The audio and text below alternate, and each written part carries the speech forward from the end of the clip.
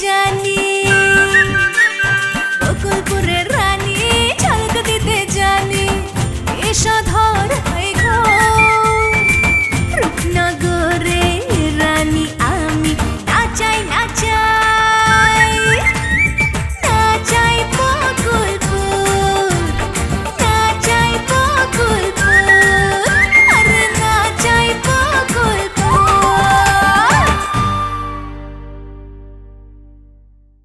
রুহিরে ছেড়ে দেওয়ার সিদ্ধান্ত নিছি। এত সোজা না। তোর বাপের দাদাভাই ছেড়ে দিছে কিন্তু তোকে ফ্যামিলির মধ্যে অস্থিরতা বাজার তোরা যেন শান্তিতে থাকতে না পারে। আপনার ওই দাদা ভাই কিভাবে এলাকায় ঢোকে সেটা আমি দেখবো। আস্তে কথা কম, চারিদিকে কিন্তু দাদাভাইয়ের লোক আছে। আরে কিসের আস্তে কথা কম, ভয় পাই না কেন? আস্তে কথা কম, তারা কিন্তু বাইরে বানানো। আচ্ছা আচ্ছা ঠিক আছে ঠিক আছে। না না না দিবা বিরতে পারবো না। আচ্ছা ঠিক আছে রাখ রাখ রাখ। হ্যাঁ পরে কথা বলবে।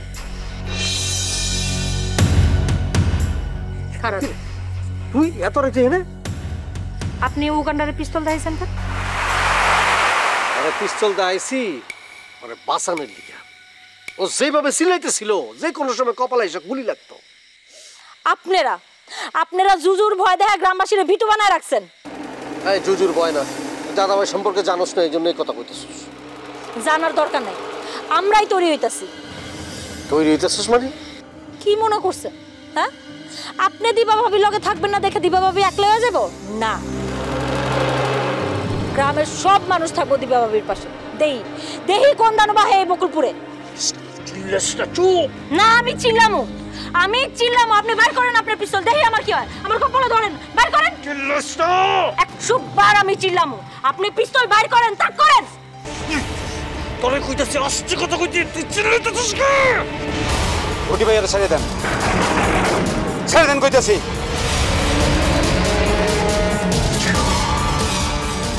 আপনি বাড়িতে যান। না আমার বাড়ি যাওয়া যাবে না, একলা বাড়ি যাওয়া যাবে না। আপনার গলা টিপে ধরছিলেন কেন? আরে বোঝানোর জন্য। তোরা দাঁত ফেলাই দেবো ফাজিলের। চিল্লাইতেছে মরার জন্য চিল্লাইতেছে, বুঝে না সোজা না। আমি যা করতেছি তখন দুজনে ভালোর জন্য করতেছি। তোর মধ্যে আমি ডিস করে দেই। কি হয়েছে ঘটনা কন্ত?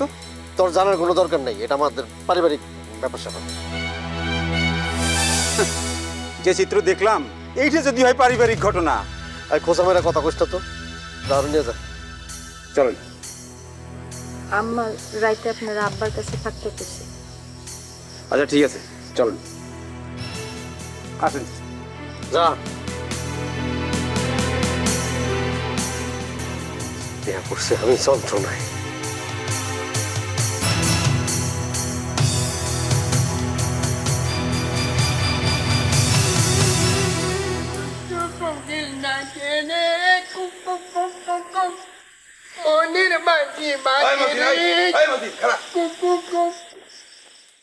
আব্বা আগেই আব্বা, এখন তো মাল বাইরি করি নেই। না না ওই দিন বলেন না আপনি আমার আব্বার বয়সী, এই জন্য আপনাকে আব্বা ডাকতেছি। আব্বা মালের কি দরকার? মস্কারা করো না।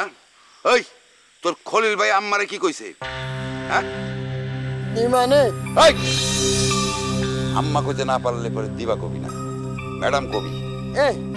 বলুন ভাই এটা মাথাটা ঠান্ডা মানে। আপনি যখন আম্মা ডাকা শুরু করেছেন না, তার আগে আপনার ওই আম্মারে আমি চিনি। আপনার যে আব্বা, সেই আব্বার সাথে বিয়েটা কিন্তু মতিন দিয়েছে। আমি তারে আম্মা ডাকবো। আমার হয় হচ্ছে আমার বন্ধুর বউ, আমি তারে আম্মা ডাকবো। আমি তার ভাবি ডাকি এই অনেক। নাম ধরে কথা কবি না ভাই রে, কথা তো হয়েছে ফোনে। হ্যাঁ এটা নিয়ে আমি দিবা আব্বার পাশেই ছিলাম, কিন্তু ওই পান থেকে আমার খলিল ভাই কি কইছে সেটা তো আমি জানি না। না শুনলেও তুই বুঝতে পারছস, নাহলে তুই আম্মারে কইতি না আপনি ভুল করতেছেন। না ঠিক আছে, আমি এটা এইটুকু বুঝতে পারছি যে আমার খলিল ভাই আপনার আব্বা হওয়ার বাসনা যাচ্ছে, এটা মনে হয় বলছে তারা। তোর খলিল ভাইরে কয়ে দিস তার লেগে আজকে থেকে একটা বুলেট ধার্য করা হলো। আপনি মারবেন? হ্যাঁ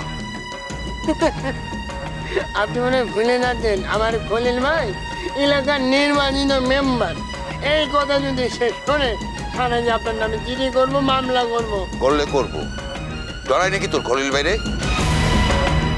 ডজন ডজন মামলা ঘাড়ে নিয়ে ঘুরে বেড়াইছে, আমারে মামলার ভয় দেখাইস না।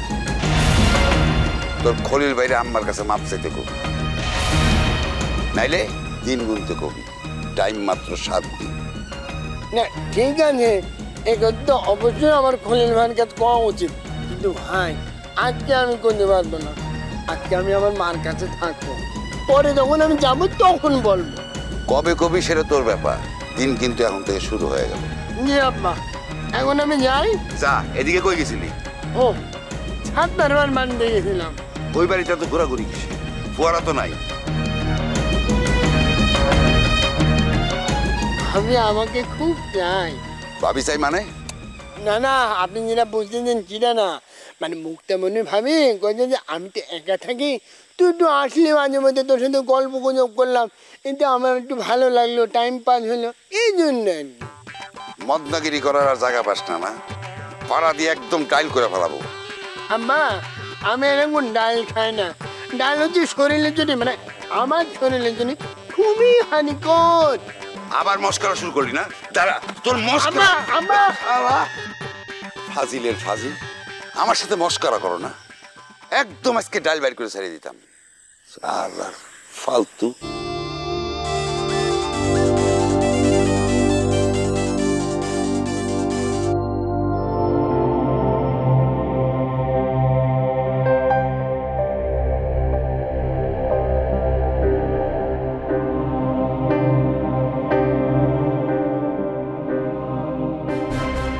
বস,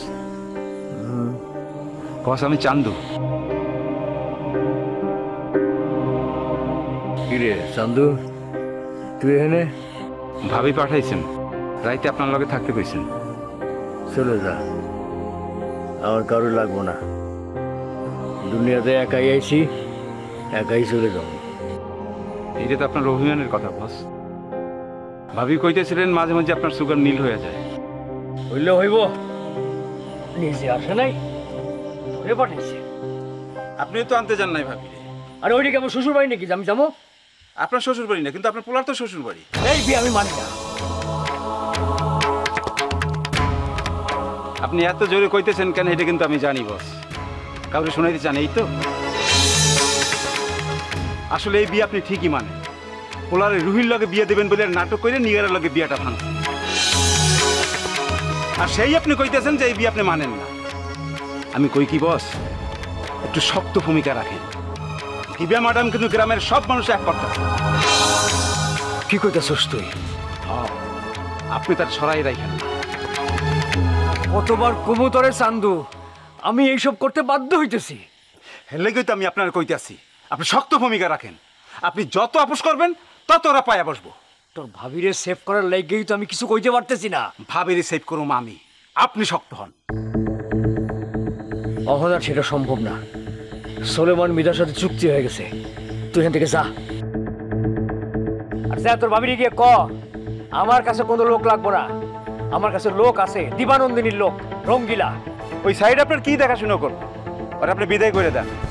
দিবানন্দিনী এই বাড়িতে ঢোকার ধান্দায় ওরে আগে ঢুকাইছে।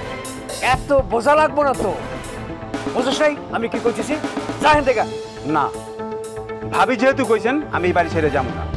আপনি যদি আমার বাড়ি করে দেন তাহলে বাড়ির বাইরে যাই রাস্তায় আমি বসে থাকবো। রাগ তুলিস না তো চান্দু, যা কইতেছি তাই কর, যা এখান থেকে। না, আপনি ভাবিরে ফোন দেন। ভাবি যদি আমার যাইতে কয় তাইলে আমি যাবো। শায়লা তো আমার ফোন ধরে না, তুই ফোন দে। আমি ফোন দিলে ভাবি রাগ করবে। তাইলে আর কি, তাইলে আর কি, যা যা এখান থেকে। ঠিক আছে যাইতেছি, আপনি যখন চাইতেছেন না যাইতে আসছি। এই শোন, রাস্তায় কিন্তু খাড়ায় থাকতে পারবি না, সোজা চলে যাবি। রাস্তার উপর কিন্তু আপনার কোনো অধিকার নাই বস। বাইরে যাই কি করতে হইব এটা আমি ভালো করে জানি। খুব কথা শিখে ফেলাইছিস তাই না? ঠিক আছে,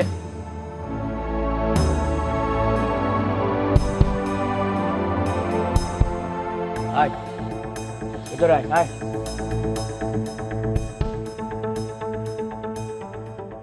ভুল সবই ভুল, এই জীবনের পাতায় পাতায় যা লেখা সব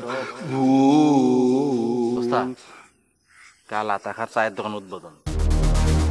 আমি যাবো কিনা জানতে চাইতেছস? আপনি যাইবেন না সেটা জানি, কারণ আপনাকে দাওয়াত দেয়নি। তাইলে এটা নিয়ে কথা কইতেছিস কেন? কোনো কথা খুঁজে পাইতেছি না ওস্তাদ।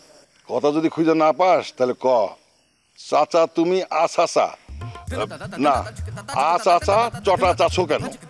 এটা দ্রুত কবি, উচ্চারণ ঠিক হয়ে যাবে। পড়া একটা দেবো না। চাচা তুমি আসাসা না আচাচা ছটা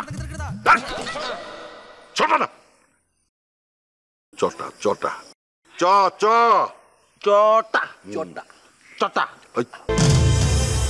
কলির মেয়ে বলাইতেছে। ওস্তাদ, খলিল মেম্বার আসার আগে একটা কথা বলি। আতাখা যেহেতু আপনার দাওয়াত দেয় নাই, গিয়ে লন্ডভন্ড করে ফেলি। রসুলপুর যাবি কেমনে? তোর তো রসুলপুর যাওয়া নিষেধ। একবার ট্রাই করে দেখি না ওস্তাদ। দেখ কিছু করতে পারোস কিনা। যেই দিন দোকান উদ্বোধন হইব ওই রাইতে কামড়া সাইরা ভালাবি। ঠিক আছে ওস্তাদ।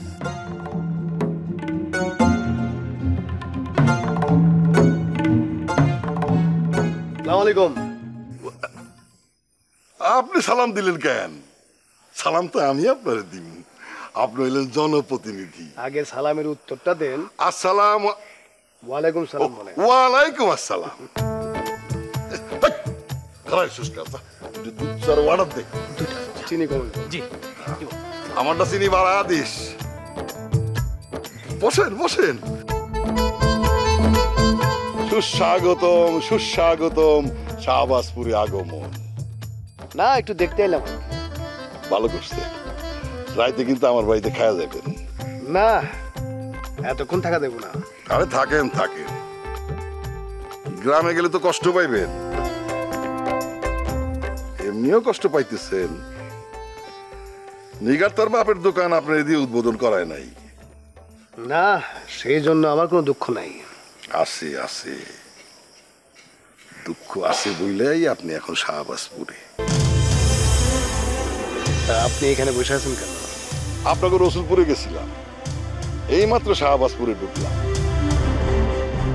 অনেক দূর হাইটে আইছি তো, তাহলে জিরানোর জন্য একটু বসি। দিবা তো ধলেশ্বর নিয়ে ব্যস্ত, এদিকে নজর দেয় না। তাই ভাবলাম তাই একটু খোঁজ খবর নেই। ভালো করছেন। আমি একটা জিনিস বুঝতে পারলাম না, লীলাবতী সরকার আপনারে না নিয়া ওই গুড্ডি তালুকদারের কাছে টানলো কেন? কি পাইছে লীলাবতী সরকার গুড্ডি তালুকদারের মাঝে? সব তো বাপের ইচ্ছে করে। বাপ তো বেশি দিন থাকবো না। ছুড়ে দেব? সেটা কি যায়? সরাইতে হয়। দাদাভাই ওর উপরে খুব বিলা বিশ্বাস করে দায়িত্ব দিছিল। দায়িত্ব পাওয়ার পর ও নিজেরে সর্বে সর্বা ভাবা শুরু করছে। দিবাও তো একই কাম করছে। ফল পাইব। দাদাভাই আগে লীলাবতী সরকারের ব্যবস্থা করব, তারপরে দিবা।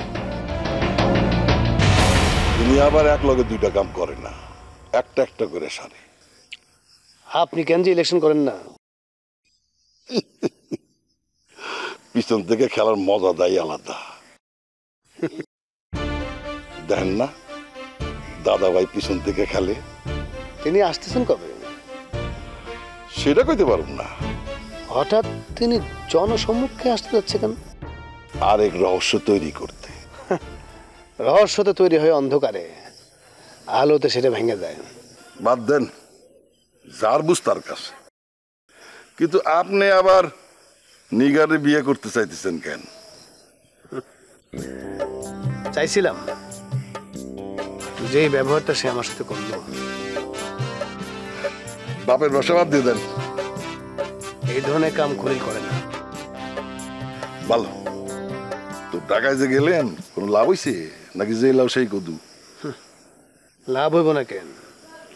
অবশ্যই লাভ হয়েছে।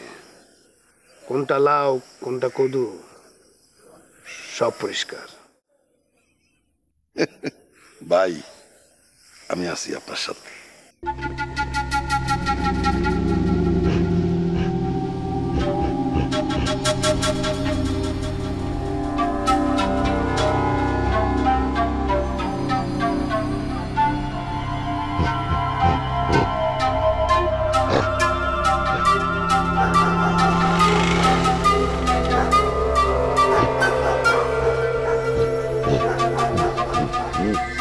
দীপালির লগে কথা শেষ হইছে? তুমি এখানে কি করো? তোমার লাগি অপেক্ষা করতেছিলাম। আমার জন্য এত দরদ দেখানো লাগবে না তো। সেটা তোমার মারে গিয়া কও, তিনি চান্দু ভাইয়ের আব্বার কাছে পাঠাইছেন। মানে? হ্যাঁ, তোমার আবার এত বড় কপাল নাই আমার কাছে এত ভালোবাসা পাইবার। যেটুকু ভালোবাসি এইটুকুই বেশি মনে হয়। বুঝতেছো না কেন? সময়টা খারাপ যাচ্ছে, চারিদিকে থম মেরে আছে। ঝড়ের আগে যেমন বাতাস দম মেরে থাকে, ঠিক সেই অবস্থা বকুলপুরের। এই দাদাভাই আসবে বলে। থামো তো, এইসব ব্যাপার নিয়ে এখন কথা কইতে চাই না। তুমি আম্মারে যেমনে হোক আব্বার কাছে রেখাসের ব্যবস্থা করো। কয়দিনেই আমার মা তোমার কাছে বোঝা হয়ে গেল। আজাইরা ফালতু কথা কই না তো, খালি মেজাজ গরম করে। তুমি আম্মার মুখের দিকে তাকায় দেখছো? চেহারার দিকে থাকুন যায় না। সে ঠিক মতো খায় না, ঘুমায় না, সারাক্ষণ খালি আব্বা খাইলো কিনা, আব্বা অসুস্থ হইলো কিনা, তার সুগার ফল করলো কিনা, তার প্রেশার বাড়লো কিনা, কমলো কিনা, এগুলো না টেনশন করে। এত টেনশন করলে একটা মানুষ ভালো থাকতে পারে? আম্মার মুখের দিকে তাকান যায় না। তুমি যে এমনি পর আম্মার বুঝাইছো না, আব্বার কাছে রাখিস না। মা যদি এখানে যায়, আব্বা তারে পায়ে বসবে, নানান রকমের যন্ত্রণা দেবে। আমি চাই আব্বা নিজে এসে মারে নিয়ে যাক। আব্বা কোনোদিনই আইব না। কারো থেকে কারো জিত তো কম না। না আসলে না আসবে, কিন্তু মারে তার কাছে ছোট করবো না। জিদ করো না, আব্বারে বুঝাও, তার লগে আলোচনা কইরা তাকে দুজনের মিল করা দেওয়ার উদ্যোগ নাও, নাহলে কিন্তু আম্মা অসুস্থ হয়ে পড়বো। আচ্ছা আমি দেখতেছি। আর শুনো, বাড়ির ঢোকার আগে সাত্তারবার বাড়িতে যাবা, গিয়া দেখবা ডিম আছে কিনা। যদি বাড়িতে না থাকে দোকান থেকে নেওয়াবা। আম্মার খালি কয় তার নাকি মাথা ঘুরা, তার প্রেশারটা মনে হয় নাইমা গেছে, তার ডিম খাওয়ানো দরকার। আচ্ছা ঠিক আছে, আমি যাচ্ছি, তুমি বাড়িতে যাও, বাইরে থেকে যাও। আচ্ছা যাইতেছি। এই শোনো শোনো, ওই ফুপার সাথে কি আর কথা হয়েছে তোমার? না। তার সাথে কথা কওয়া বন্ধ করো, আমার মাথায় পিস্তল ঠেকাইছে। ঠিক আছে, তুমিও তাহলে দীপালির লগে কথা কওয়া বন্ধ করো। যার ঘরে রুহি আছে তার দীপালি লাগে নাকি? জানি তো, আমি তোমার এমনি একটু রাগা। এরপর রাগাইলে কোন দিন দেখবো আমি ফোন করে ফেলছি তোমারে। কইরো, আমি তোমার হাতে খুনে দিছি। আচ্ছা আরেকবার করলে কিন্তু উঠে পড়ো।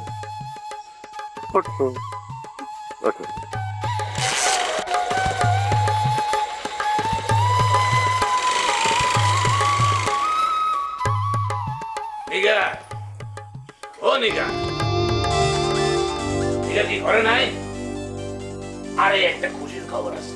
খলিল মেম্বার দিবা চেয়ারম্যানে বিয়ার প্রস্তাব দিতে যা বাড়ি খাইছে, দিবা মনে করছে নগদে না করে দিছে। ভালো করছে, দিবা চেয়ারম্যানের সেল। অহন কিন্তু তোমার কাছে আবার আইবো, খবরদার বলে আর পাত্তা দিবা না। মনে করছিল দিবারে পাইবো, এর লিগে তোমার অপেক্ষা করছিল। জানি, এখন আমার কাছে আইলে মুখের মধ্যে ঝামা ঘষে দেব। তাই করবা। লীলাবতী সরকার কি কথা শুনছেন? কই নাই অন গমু কোন খলিল মেম্বারে জিরো বানাই দেন, যাতে আর কখনো কারোর সামনে মুখ দেখাতে। আমার কিছু করতে হবে না, যা করে লীলাবতী সরকারই করবো। দেখেন, এই লীলাবতী সরকারি আবার গাদ্দারি করে। মোটেও না, লীলাবতী সরকার আর গাদ্দারি করবো না আমার লাগে। এখন আমার উপর পুরো নির্ভরশীল, আমি যা কম হেডেই করব। খলিল মেম্বারে আমি পুরো একলা বানায় দিব।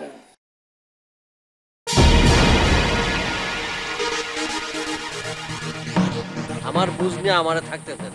এটা কি বুঝছেন যে আপনি দাদা ভাইয়ের ফান্দে পা দিয়ে দিছেন? মানে দাদা ভাই আপনারে জিরো বানাতে চাইতেছে গুটি ভাই। তার আলামত কিন্তু শুরু হয়ে গেছে, আপনি একলা হয়ে যাচ্ছেন। প্রথমত আপনার সুমন্দির কাছ থেকে দূরে সরাই নিছে, তারপরে আম্মার কাছ থেকে দূরে সরাই নিছে, থাকলো বাকি লীলাবতী সরকার। সে জিরো হয়ে গেলে আপনিও জিরো হয়ে যাবেন।